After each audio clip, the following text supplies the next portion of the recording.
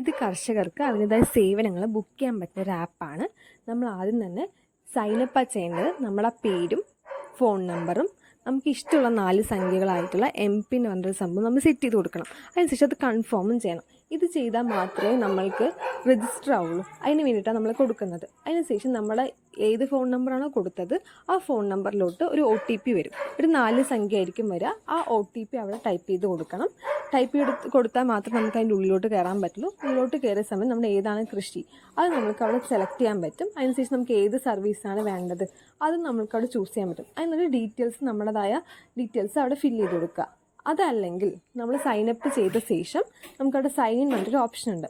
ആ sign in click ചെയ്ത് നമ്മൾ സൈനപ്പ് ചെയ്യാൻ വേണ്ടി ഉപയോഗിച്ച ഫോൺ നമ്പറും അവിടെ സെറ്റ് ചെയ്ത MPIN കൊടുത്ത ശേഷം ഉള്ളിലോട്ട് കയറാം. എന്നിട്ട് നമുക്ക് ഏതാണ് വേണ്ടത് ഏതാ കൃഷിയെന്ന് ചൂസ് ചെയ്തിട്ട് നമ്മുടെ കാര്യങ്ങൾ ഫില്ല് ചെയ്ത് കൊടുക്കാം. ബുക്ക് ചെയ്യാൻ വേണ്ടിയിട്ടാണത്.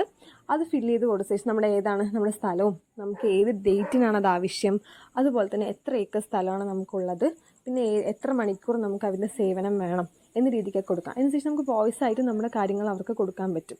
അതിനുശേഷം നമ്മുടെ ഫാമിൻ്റെ നമ്മുടെ കൃഷി സ്ഥലത്തിൻ്റെ ഫോട്ടോയും അപ്ലോഡ് ചെയ്ത് കൊടുക്കണം. അതിനുശേഷം അത് നമുക്ക് സർവീസ് റിക്വസ്റ്റ് ആയിട്ട് അവർക്കത് എത്തും.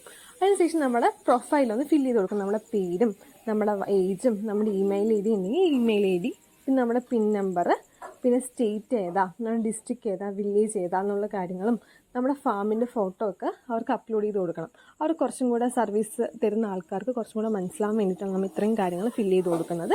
അത് ഫില്ല് ചെയ്ത് കൊടുത്തു കഴിഞ്ഞാൽ അപ്പോൾ ഈ സർവീസുള്ള അല്ലെങ്കിൽ ഈ സേവനമുള്ള എല്ലാവർക്കും മെസ്സേജ് പോവും, ഇങ്ങനെ ഒരാൾ നമുക്കിങ്ങനെ ഒരു സർവീസ് ആവശ്യപ്പെട്ടിട്ടുണ്ടെന്ന്. അപ്പോൾ ആ സമയത്ത് നമ്മൾ കൊടുത്ത സമയത്തിന് ആർക്കൊക്കെയാണ് പറ്റുക, മീൻസ് സർവീസ് തരാൻ പറ്റുമോ അവരൊക്കെ നമ്മൾക്ക് മെസ്സേജായിട്ട് നമുക്ക് വരും. അത് നമുക്ക് നോട്ടിഫിക്കേഷനായിട്ട് കാണാൻ പറ്റും. എന്നിട്ട് നമ്മൾക്കതെടുത്ത് നോക്കാം. നമുക്ക് ആരെയാണ് ചിലപ്പോൾ പൈസയൊക്കെ വ്യത്യാസം ഉണ്ടാവും. അപ്പോൾ അതിനനുസരിച്ച് നമുക്ക് നോക്കി അതിൻ്റെ സ്ഥലവും കാര്യങ്ങളൊക്കെ അറിഞ്ഞ ശേഷം നമുക്ക് നല്ല ഡീറ്റെയിൽസായി നോക്കിയ ശേഷം നമുക്കത് വേണേൽ അക്സെപ്റ്റ് ചെയ്യുന്ന സമയത്ത് നമുക്കവിടെ പേയ്മെൻറ്റും കൊടുക്കണം. നമ്മുടെ പൈസ അവിടെ കൊടുക്കണം. അപ്പോൾ പേയ്മെൻറ്റ് ചെയ്യാൻ വേണ്ടി നമുക്ക് UPI പിന്നോ ഏതോ നമുക്കിഷ്ടം അതനുസരിച്ച് കൊടുത്ത ശേഷം നമുക്കത് പേയ്മെൻറ്റ് ചെയ്യാം. അപ്പോൾ പേയ്മെൻറ്റ് ചെയ്യുന്ന സമയത്ത് നമ്മുടെ സർവീസ് ബുക്കായിട്ടുണ്ടാവും. അപ്പോൾ ആ സർവീസ് പ്രൊവൈഡർക്ക് നമുക്ക് സർവീസ് ചെയ്യുന്ന ആൾക്ക് പേയ്മെൻറ്റും പോയിട്ടുണ്ടാവും. അതാണ് നമ്മുടെ ആപ്പ്. ഇത്രയേ ഉള്ളൂ.